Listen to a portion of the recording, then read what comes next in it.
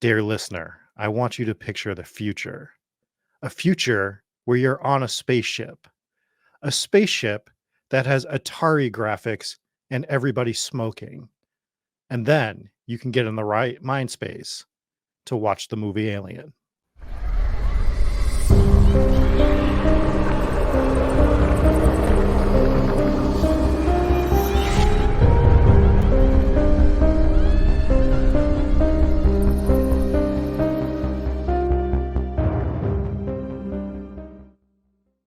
Welcome in, everybody, to our very long awaited review of the movie Alien. I am your host, as always, Rob Coakley.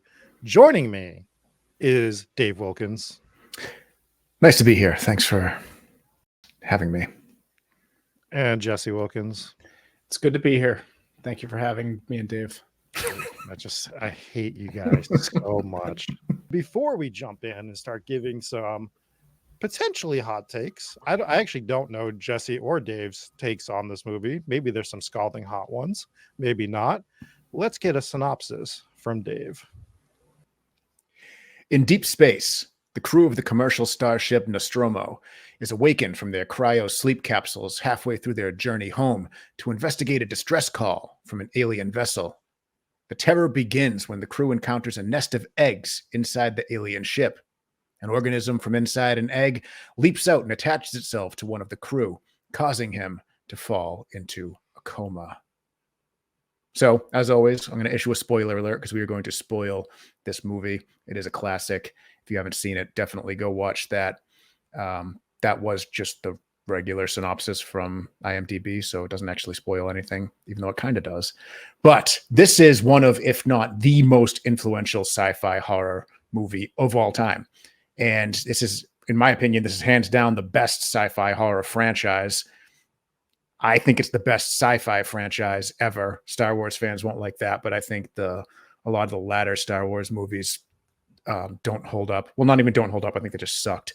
And it's time to stop making fun of the Star Wars movies before we get a lot of angry comments. The latter ones, and it's not even a hot take that some of the newer Star Wars movies aren't good, and I don't even think that Star Wars fans will disagree with me. But we're not reviewing Star Wars, so who cares? You know Star Wars fans? They will disagree with anything that you say about Star Wars. Diehard Star Wars fans don't like some of the newer movies. I know this. Okay. Anyways, I said it's possibly the best sci-fi franchise ever. In my opinion, it is. His name's Dave Wilkins. Dave Wilkins, just for anyone that needs to know. Yeah, well, $30 patron tier. We will give away Dave's address. Show up. This is one of my all-time favorite horror movies. I think you hear people outside going. You're like, what is going on outside? There's a bunch of people with their plastic LARPing lightsabers. This is one of my all-time favorite horror movies. I'm a big monster movie, big creature feature thing. That's kind of like my go-to when it comes to horror movies. And this one, the creature is so iconic, and it's just it. I think it I'll say it carries the movie. Like the creature carries the movie. The movie does not need to be carried. This movie was paced perfectly. Acting was top-notch. Ellen Ripley is the greatest final girl of all time. The graphics were amazing for the 70s. The set design was iconic. Everything about this movie just makes it an absolute legend in the horror genre, in the sci-fi genre. I can't give this movie enough praise. I love the origins behind it. I love the story. I love the way that it plays out. I love the way it ends. I don't really have a whole lot of negatives about this. We can probably find a few, given the time that it came out. I know there was a lot that almost went into this movie that would have been really bad. And there was a bunch of directions that it could have gone if certain writers had their way that would have made it really silly. But what the final project and the genius minds of Ridley Scott and Dan O'Bannon and everyone else that made this movie really, really designed this project that became a masterpiece, in my opinion. It really did. And there was a lot of things with this movie that were different than other movies. And this is one that if it came out today, it would be an absolute success. Mm-hmm. Even as is. Like the graphics, yeah, they're 70s graphics, but there was nothing in this that I was like, well, that was pretty corny other than some of the computer models, but that's what was available at the time. And the thing with Ridley in this movie, I'm sorry, with Ripley in this movie, confusing her with the director, but with Ripley in this movie is like, you don't really get that she's the protagonist until at least halfway through the movie. She's just another person on the ship, and everyone has their roles on the ship. You have similarities with this in the movie The Thing, obviously for obvious reasons. If you haven't listened to our Thing review, go back and check that out. But with this one, she takes control once chaos happens, and she's the only one on this ship that stays composed and knows what to do consistently through the entire movie. And it started with not letting the astronauts back onto the ship because they had to be quarantined. And she's like, no, this is the protocol. So she's following the rules. And then as you see in different scenarios where there's people's lives at risk, she is the only one that really keeps her composure. You see other people who buckle under pressure, or they don't react the way that they're supposed to react in certain situations. And she's the one that is consistent and keeps it together. Her and Ash, because Ash is a robot, it turns out. Bilbo Baggins. Yeah, exactly. And what a badass character he was too. It was so genius the way that they inserted him into this movie without them knowing that he's a robot. And if you go back and watch it again, you catch these little hints of him processing information and realizing that his only objective is going to be to get this little alien thing, or quickly a big alien thing, but to get this creature back to Earth. Doesn't matter what happens to the crew. The only objective is get that specimen back to Earth for whatever kind of research they wanted to do on it, or whatever the intentions were there. But wow, what a badass movie. And the other thing that this movie didn't do that a lot of movies do is they didn't have too much monster. So the alien, which is probably one of the best in any movie across the board in terms of the way that it looks, the way that it behaves, the mouth within the mouth, everything about this thing is unsettling to look at. But you didn't see it too much in the movie. And it led to certain scenes of massive suspense because you didn't know where this thing was. You don't have a chase scene where it's chasing you down the hallway, but you think it might be a chase scene where it might be chasing you down the hallway. You just don't know. So it added to the fear of this movie and the uneasiness and the tension that it would build, because you never know where this thing could be. You don't know it could be either, right? It's growing rapidly. Right. I agree with all of that. And that's part of what I think makes this movie the best, is the cinematography of this movie is just like some of the best cinematography in any genre of movie. It doesn't matter that it's horror. You can bring it up with anything. And for me specifically, it goes to just some of the shots that they created at the very end when she's in the escape pod, when you kind of think it's over. Just when you think it's over and leading into that final little tussle, we'll call it, whatever you want to say, it's very understated. But when she's wearing the helmet, just some of the shots of her wearing the helmet were just like so well done. I know that sounds weird, but if you go back and watch the movie, it's like, wow, this is just like a really good shot that I don't think a lot of directors would have taken. I think they would have gone for more of a wide shot on this. Right. And I actually paid attention to that. And it's a great point, because she went into a closet to put on the astronaut suit, and the camera angle is like down and to her left, and it's just panning up, or to her right, and it's just panning up at her. And for some reason it works. And you have her basically climb into the outfit and put the whole outfit on. And she's fumbling with the helmet a little bit because she is in a closet. That scene really stuck out to me. I'm like, this is geniusly shot, because for some reason this camera angle works. And for some reason it still captures the fact that she's in a confined space, nervous as hell, with a death threat just looming outside. I've seen this movie multiple times. What was happening in that scene? Was he stuck or was he asleep? He was injured. He was injured. He was injured because he was stuck in the hatch, and that's why he was kind of. But it was that's why it was such a suspenseful scene. Yeah. It was so well done, and it was shocking. Like Rob said, you thought the movie was over. People were leaving the theaters when this first came out, because they just thought it was wrapping up, which would have been a kind of a weird end. Like, why do you have like an extra 5 minutes of her just like getting ready for bed? Kind of weird.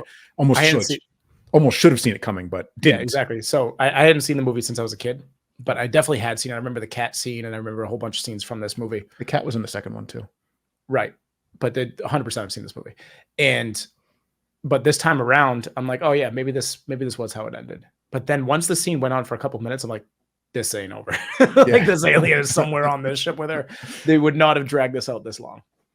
Yeah. So I think like that's the whole movie. The cinematography is great, but if you like want to encapsulate it and just like where I would focus on in terms of that. It's that final, just that whole final sequence is just like some of the best shot stuff.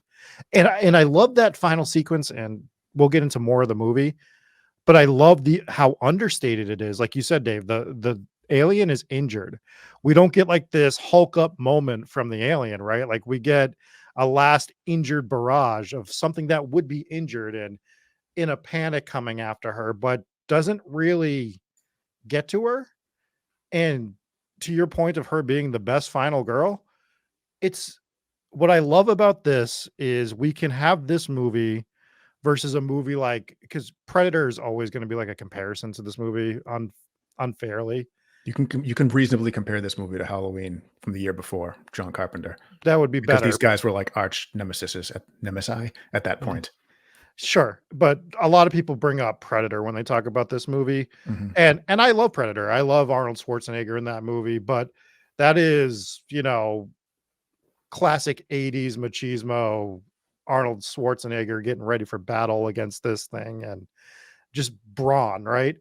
Where Ripley is there's progression in her throughout this movie as she's reacting like a normal person would react on this ship, right? Like she's not super powered up, but like it's a regular person and how a regular person would deal under these circumstances, like Right. at their best.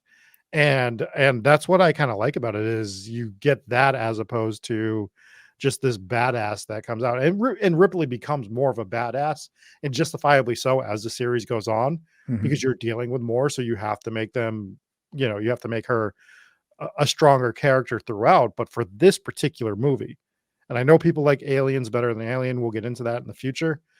I just think it's as a character, I don't know if there's a better character in a singular movie than Ripley in this movie.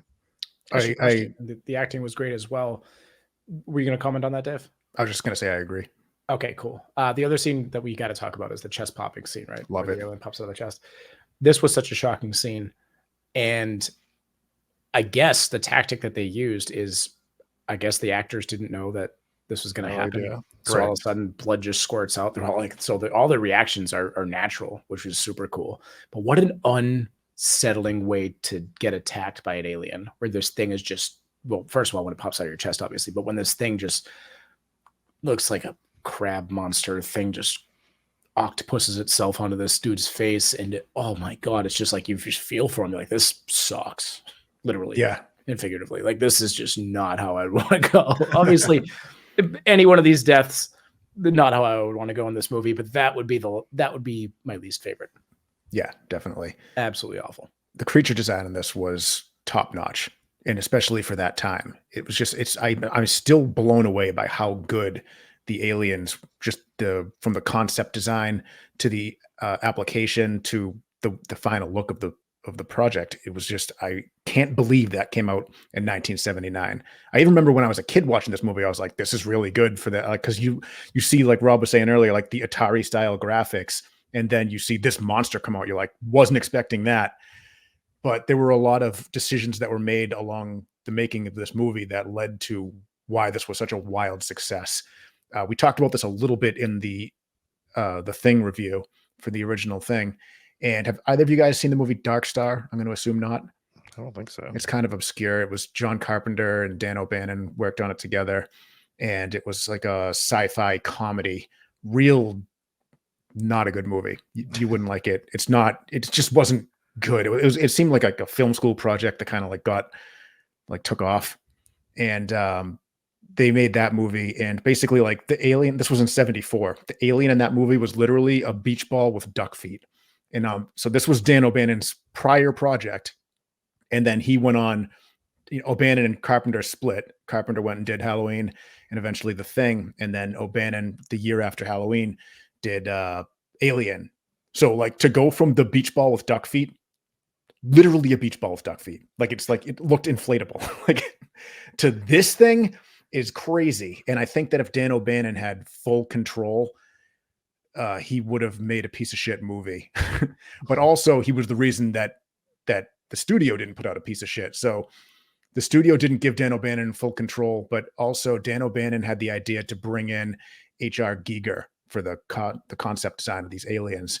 And Giger had the 2 years earlier came out with the Necronomicon book, which was basically like a compendium series named after H.P. Lovecraft's book, Necronomicon. And some of the images in this book, let me pull it up actually and just show you guys because they're awesome and you'll see what I'm talking about. So these are some of the images from Giger's book, Necronomicon. You can kind of see where the inspiration came from these aliens. Yeah, here's absolutely. one. Here's another one. And they kind of have like sexual undertones, or not even undertones, like overtones. And this movie kind of does have that, where the aliens impregnating people and stuff like that. Like, look at this one. This is pretty much exactly what you would we could see where the inspiration came from. But it was O'Bannon's idea to bring this guy on, and the studio. So Giger wanted $1,000 as a deposit, and the studio said, no, we're not going to pay $1,000 for this guy. And O'Bannon was like, I gotta have it. So he wrote the guy a check for $1,000 out of his own pocket to make sure that he was on the project. And this guy came in and did the concept design for the xenomorph and for the face hugger.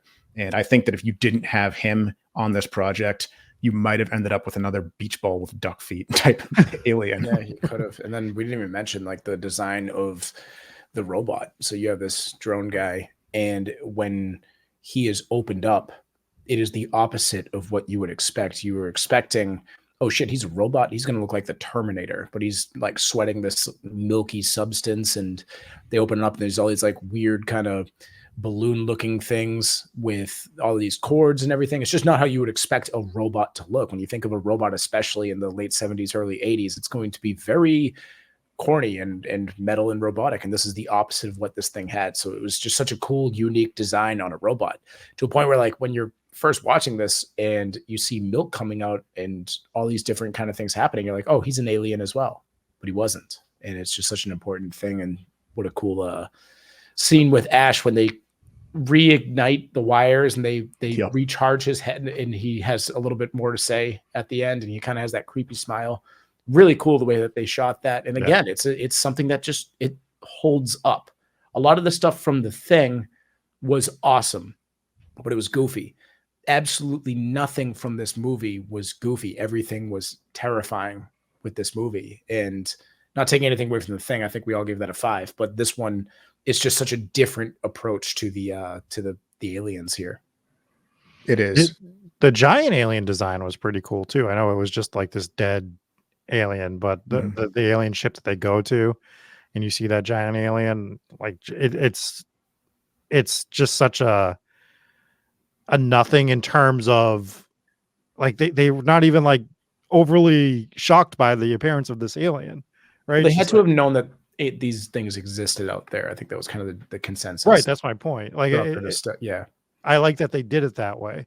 And I think that we kind of we brush past it a little bit, but that whole scene where the aliens are coming back, I think merits the astronauts are coming back to the ship, merits discussion, because Ripley wants to quarantine them like she's supposed to.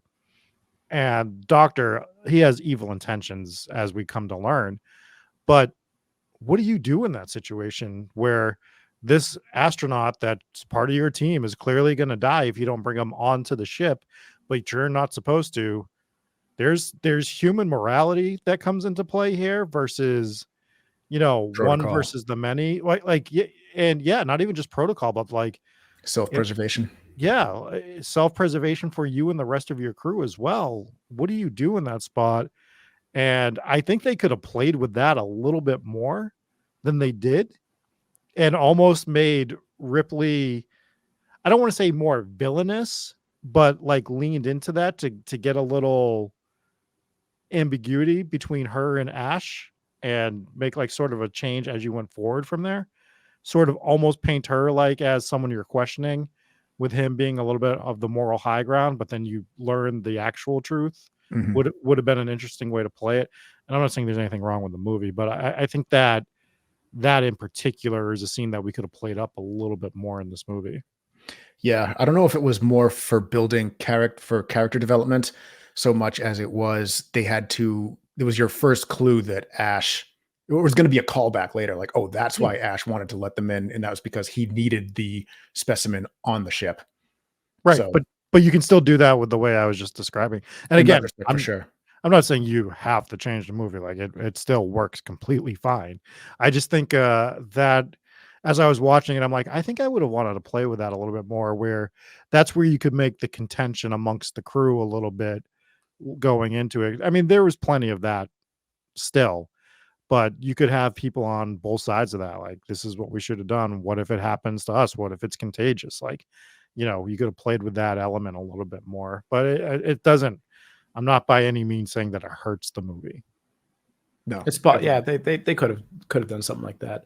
I thought the way that this movie ended was so good, especially leading up to the escape pod situation. You had so many levels of anxiety and stress between the whole crew. So they get their escape plan. Another thing they added to this movie that I give them credit for, because they didn't really have to, was all right, grab as many oxygen tanks as we can, or whatever kind of tanks they got to get, and load those things on first. It was just something that you would have thought maybe would have already been on the escape pod, but it just added more tasks to complete before this thing self-destructs. And then she has to completely change her course of action, because all of a sudden you had both of the crewmates that were still alive, they get themselves killed. So now it's just her and her cat. Then she leaves the cat behind, and she still goes back to get the cat, which I loved. But you have the countdown going on. So self-destruction is about to happen. Then her path gets blocked. And then you also have this alien creature that could be anywhere actively hunting her down. I think it actually gets distracted by the cat for a little while. And it's just so stressful. And you see you just hear the constant countdown happening. And you see it's just such a stressful, tense moment in the movie, and it just really wrapped it up perfectly. And then you finally get that sigh of relief when she finally makes it work and takes off. And Well, she even tries to stop the countdown, she does. and she's unsuccessful, and her reaction is like what anyone's reaction would be, right? Where Yeah. she's yelling at the ship and throwing things, even though it's not going to do anything. I think we all kind of would react that way as well. So yeah, it's just so tense that final act is so tense.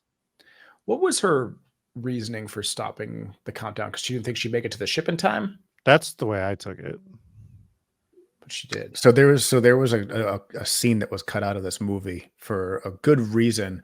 The scene was, and you'd see it if you watched the director's cut. I don't know if you guys did, but she stopped the countdown because she found Dallas and Captain or whatever two. Oh, was that when he was all cocooned to the wall or whatever, and he's like, "Help me!" Yeah, kill me. So this was actually a deleted scene. So you watch the director's cut, and she burns them both, and they cut that from the movie because they wanted that to be part of this sequel. And that was kind of like so here we get into sort of the second one there. Right. Sorry, spoiler alert. that they had an oh shit moment where they realized that the aliens were keeping the people alive to implant eggs in them and harvest the eggs. So they cut that scene out altogether, and that way it could be more of a shock in the second movie. Gotcha. Makes sense. Can we talk about the flamethrower? Because that's one thing, as they were using it on a spaceship, it just feels like a bad idea. Like of all the weapons, cigarettes and flamethrowers are probably not part of the allowed things that you could use on spaceships. I'm just a nuclear physicist. I'm not an astronaut. Well, I would assume that you got to leave your flamethrowers and cigarettes at home. Right. So in the second movie, when they realized that everything was basically like a compression chamber, and a bullet could, blow up the whole ship if it hits the wrong thing, and they made them switch over from live rounds to just fire to prevent that from happening. So that was a thing in the second movie also. So I guess flamethrower is totally okay on a spaceship. Yeah, and I guess I'm kind of glad that, she used it a little bit at the end, but it was more so she was using it as, self-defense, but she didn't actually burn the alien with it, as far as I know, right? I don't think she ever actually, I know she fired it off the house behind her. Well, I think I think you're right. Yeah. Unless she just used it at the very end when it was stuck in the door. No, she used like this little grappling gun thing, something different, like a dart gun or something. But anyways, The other weapon before they even get to the flamethrower is like we're on a spaceship, everything's supposed to be advanced, and when they're about to go start hunting the alien, it's like we have a cattle prod. Okay, so Why? Why do they have a cattle prod? That's a good question. Sure. Yeah. But like I was gonna say in defense of like not having For their legitimate cattle. weapons for the cattle. Yeah. For them Space not cattle. have, you never know when you're gonna come across a space cow, an unruly space cow. Gotta put her down. Gotta lay her down. Yeah. But these aren't scientists. These aren't soldiers. These aren't. I mean, technically they're astronauts, right? They're in space. But this was basically scientists. they had. Well, for the most part, they're just like laborers. They're grunts. A ship was going to a planet to gather resources. They're basically oil riggers on a ship. Yeah. So they're not equipped for combat. They're not equipped for much. So I think they had a scientist, one doctor, and then they had the pilot, and then everyone else was just basically like oil workers.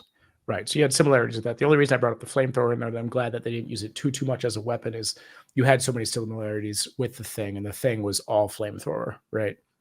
They were just using the flamethrower left and right. So I'm kind of glad that this was a different way to fight this thing. And well, this came out 2 years before the Thing. Exactly. Yeah. Right. But I'm just saying, in order of me watching these movies again, it wasn't, because there are so many similarities with this and the Thing, right? Right. And we discussed why in our previous review, but it was different enough, and it was so good. Well, it is interesting. If you haven't seen our review of the Thing and you don't plan to go back and watch it, it's kind of interesting. So very briefly, when Dan O'Bannon and John Carpenter did Dark Star, they wanted to do another project, and O'Bannon wanted to do a spaceship type of movie, and John Carpenter wanted to do the sort of the direction of The Thing from Another Planet from the 50s, which is, in Antarctica. They couldn't agree, and then they had to end up having a falling out because John Carpenter took over the exclusive directing role of Dark Star, and O'Bannon kind of felt left out of that. So they split ways, and they each took their portions of the script and they wrote their own movie. And that's how you ended up with John Carpenter's Thing and O'Bannon's Alien. Worked out for us. Worked out great for probably the two best sci-fi horror movies available. Yeah. Absolutely. The sequel was close. Is close too. Like I love Aliens. Also, we mentioned that earlier. I could go back and forth which one. I think this is a better horror movie, whereas Aliens is more like action sci-fi. I don't even think that's the question. Save that for the Aliens review, because I want to have a good debate on that one when we actually get into that review. I'd love to review the whole franchise. I think that'd be fun, because this is actually a super fun franchise. This is like one of them, like kind of like Evil Dead, where they just don't miss, with the exception of the Alien vs. Predator movies. Not That's good. So fucking wrong. Oh, so we're gonna have fun with this because you're so fucking wrong right now. Well, I mean, I liked 1, 2, and 3. 3 wasn't as good as 1 and 2, but I still liked it. You don't like? Come on, dude. David Fincher with Sigourney Weaver and Tywin Lannister. 3. It wasn't as good as the first 2. Save it for the next one. Let's hop into some ratings, boys. Rob, what do you think? So my only issue with this movie is not technically with this movie. It's with sci-fi movies in general, where they're limited by like the technology of the time. So you get the Atari graphics, you get the smoking on the ship, you get the hairstyles, right? Like, and this is a problem with every sci-fi movie. It just looks so dated in those aspects as you go on. But I think I'm going to give it a 4.9 out of 5 because there's a cattle prod. And I don't like that. I got it out of 5. This is a perfect horror movie for me. Yeah, this is a 5. It's too iconic. It's too influential, and it's just acting is great across the board. There were some Academy Awards in there. There were a lot of nominations. This movie is for its time and for what it could have been. It was pretty much perfect. I mean, it's just holds up. Whereas so many 80s movies and 70s movies, the graphics don't hold up even when they use practical effects. Jesse, I think you had a good point comparing it to The Thing, which is like the apex of practical effects, and they hold up, but they do and they don't. This one holds up more than The Thing as far as the practical effects go, because they're just so good. There's just too much to not give it a 5, I think. I'm with it. All right. You guys want some fun facts about this movie? Absolutely. Yep. I got a couple. So Ripley, do you know who was originally supposed to play her? Howard Stern. Tom Waits. Meryl Streep. Meryl Streep was supposed to play that, but she ended up, there was a death and she ended up not taking the role. So, and the Captain Dallas was originally supposed to be played by Kurt Russell. No, but I like that's a pretty good guess. Tom Hanks. Harrison Ford. He turned the role down because after Star Wars, he didn't want to be typecast. But after the movie's success, he ended up regretting it and ended up working with Ridley Scott on a future project called Blade Runner. Maybe you've heard of it. Oh, Very it's kind cool. of a divisive movie, Blade Runner. Yeah, I hear a lot of people saying it's better than Alien, and I think that's absolute nonsense. I have to watch it again. Like I honestly haven't seen it in years and years. I haven't seen it recently either. From my memory, it's not better than Alien, but I'd have to go back with you know, a much more cultured brain that I have now. Yes. And see what I think of it. Fucking ketchup on your chicken sandwiches and stuff. Yeah, such culture. No, I don't put it on it. I dip it in it. It's a dippable situation. So All right, let's wrap it up here, boys. What are we reviewing next? I think I know we want to do Aliens, but I think we should hold off on doing the sequel right away. I think we need to jump into another franchise. All right. And Toy Story. They just announced the next movie in this franchise is coming out next year, I believe. So I think we should start this one and let's get into the first Final Destination. Okay. Sounds I fun. like it. Let's do that. So that'll be our next movie. We'll review that. But until next time, I have been Rob Coakley, joined by Jesse and Dave. We'll see you later. Peace.